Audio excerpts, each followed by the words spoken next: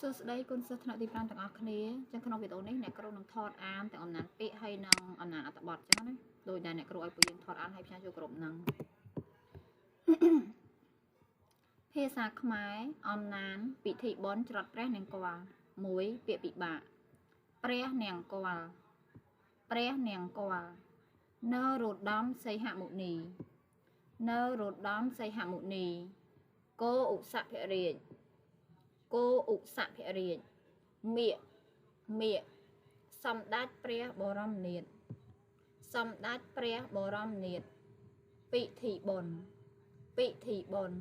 ប្រារព្ធកោក្រឹកកោក្រែងព្រះរាជា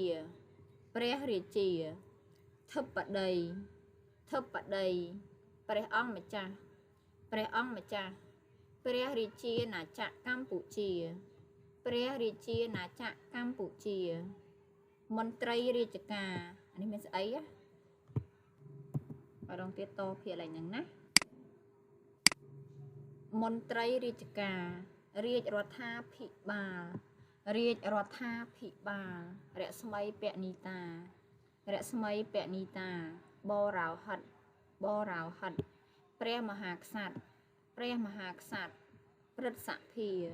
ព្រឹទ្ធសភារដ្ឋសភាស៊ីសុវត្ថិឥស្សរជនពេលយើងថតអានតែម្ដងបានហើយមិនថតពីរដងដូចគ្រូទេគ្រូអានចឹងឲ្យលោកពួកយើងស្ដាប់បានតទៀត2ពន្យល់ពាក្យប្រភ្នូលថ្នាក់ពាក្យជានាមការបូលឬហេតុដែលឲ្យបានដឹងជាមុនប្រារព្ធថ្នាក់ពាក្យជាកិរិយាតាំងផ្ដើមផ្ដួចផ្ដើមកងជាមុនគិតដល់ឥស្សរជនថ្នាក់ពាក្យជានាមជនជាអ្នកធំបាគូថ្នាក់ពាក្យជានាមអាចារ្យសាសនាព្រាហ្មណ៍រស់នៅក្នុងព្រះបរមរាជវាំងជាអ្នកផ្លុំផ្សាំង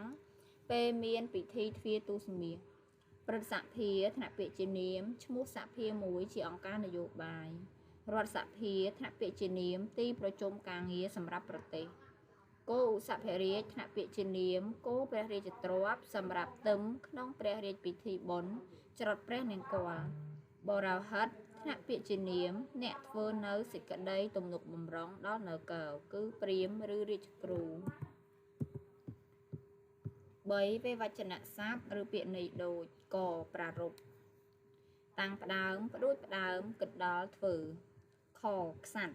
ស្ដេចព្រះរាជាព្រះមហាក្សត្រព្រះភូបាលអធិរាជនរោបតីកយាងដើរនិមន្តយាត្រាចត្រាច់ត្រាច់ចខបរិភោគស៊ីសោយញ៉ាំឆាន់ស្រស់ស្រូបទៅទួលទានឆីពិសា4សតិសស័ព្ទឬពាក្យសូត្រដូចនៅថ្នាក់ពាក្យជាកិរិយាស្ថិតឧទាហរណ៍នៅផ្ទះនៅថ្នាក់ពាក្យជាកិរិយាវិសេសដែលមិនទាន់អស់ដែលមានទៀតឧទាហរណ៍នៅឡើយទេ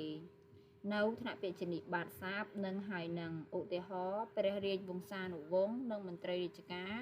នៅអស់ប្រជាជនទាំងពួង5បដិស័ព្ទឬពាក្យផ្ទុយរដូវវស្សាផ្ទុយនឹងរដូវប្រាំងជាន់ខ្ពស់ផ្ទុយនឹងជាន់ទាបបុរាណផ្ទុយនឹងសម័យចាប់ផ្ដើមផ្ទុយនឹងបញ្ចប់ច្រានកកផ្ទុយនឹងបន្តិចបន្តួចគ្រប់ផ្ទុយនឹងខ្វះអញ្ចឹងអ្នកគ្រូនាំទៅអានអត្ថបទម្ដងណាអញ្ចឹងអ្នកគ្រូចូលអត្ថបទថ្នាក់ទី5អំណាចព្រះរាជពិធីបុណ្យច្រត់ព្រះនង្គ័លចូលអានសេចក្តីរាយការណ៍ម្ដងទៀតណាសក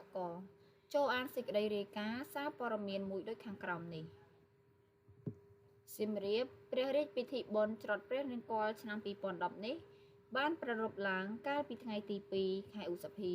នៅទីលានជលដំរីខេត្តសៀមរាបពិធីនេះត្រូវបានប្រព្រឹត្តធ្វើឡើងយ៉ាងកក្រឹកកក្រែងជាទីបំផុតក្រោមព្រះរាជាធិបតីដ៏ខ្ពង់ខ្ពស់របស់ព្រះករុណាព្រះបាទសម្ដេចព្រះបរមនាថនរោត្តមសីហមុនីព្រះមហាក្សត្រនៃព្រះរាជាណាចក្រកម្ពុជា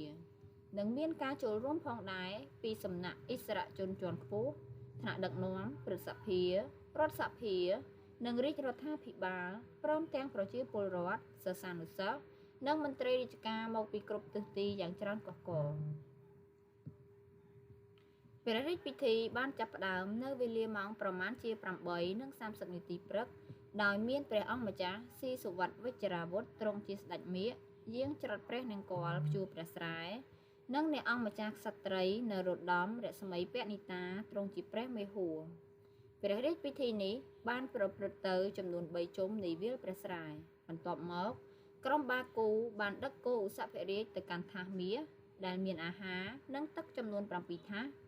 ពោលគឺស្រូវ1ថាសពោត1ថាសល្ង1ថាសសណ្ដែក1ថាសស្មៅ1ថាសទឹក1ថាសនិងស្រា1ថាសផងដែរជាលទ្ធផលគោឧសភរាជបានសោយគ្រាប់ពោតច្រើនជាងគេបន្ទាប់មកគឺសណ្ដែកដែលជាប្រផ្នូលទាយថាការបង្កបង្កើនផលឆ្នាំនេះពោតទទួលបានផលល្អនិងសណ្ដែកទទួលបានផលល្អបង្គួរពិធីនេះត្រូវបានប្រារព្ធឡើងរៀងរាល់ឆ្នាំនៅពេលរដូវវស្សាចាប់ផ្ដើមហើយក្រុមព្រះបរោហិតអះអាងថាការផ្សំប្រផ្នូលតាមរយៈគោឧសភរាជនៅក្នុងព្រះរាជពិធីបុណ្យនៅក្នុងព្រះរាជពិធីច្រត់ព្រះនង្គ័លនេះមានតាំងពីបុរាណកាលមកដកស្រង់ពីកាសែតរស្មីកម្ពុជា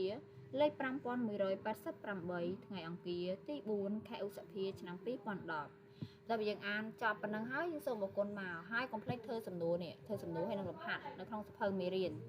ចឹងសំណួរតាក់ទងសំណួរទី1ហ្នឹងគេសួរយើងឆ្លើយនៅសាលាបានហើយតាក់ទងប្រតិវិធីច្រត់ព្រះនង្គ័លឆ្នាំ2010ប្រពនៅឯណាអញ្ចឹងនៅឯណាគេសួរទីកន្លែងហើយអ្នកណាខ្លះចូលរួមយើងលុបពាក្យតាចេញមកអ្នកដែលចូលរួមមានដូចជាអញ្ចឹងទៅ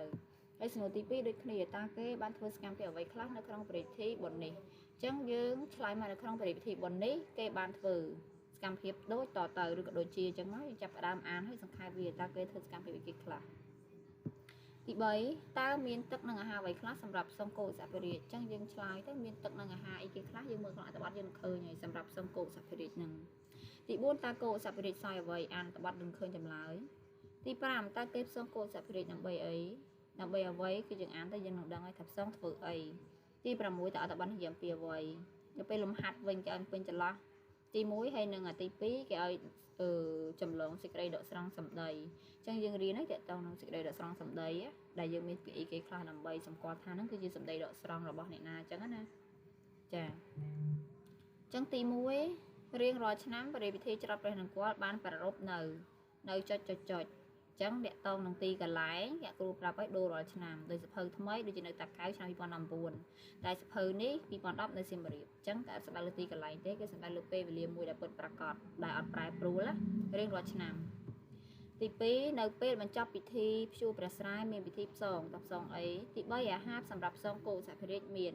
ចុចមុខគឺអីគេខ្លះរាយរាប់ទៅទី7អាហារទាំងនេះគេដាក់នៅក្នុងអីទី5បរិយាពិធីនេះប្រារព្ធនៅរដូវណាហើយនេះគឺយើងច្រឡងសេប្រធានវាហើយចាំចាប់ផ្ដើមសេចម្លើយមើលទៅក្នុងអត្ថបទទៅអ្នកគ្រូមានប៉ុណ្ណឹងទេចាសូមអរគុណ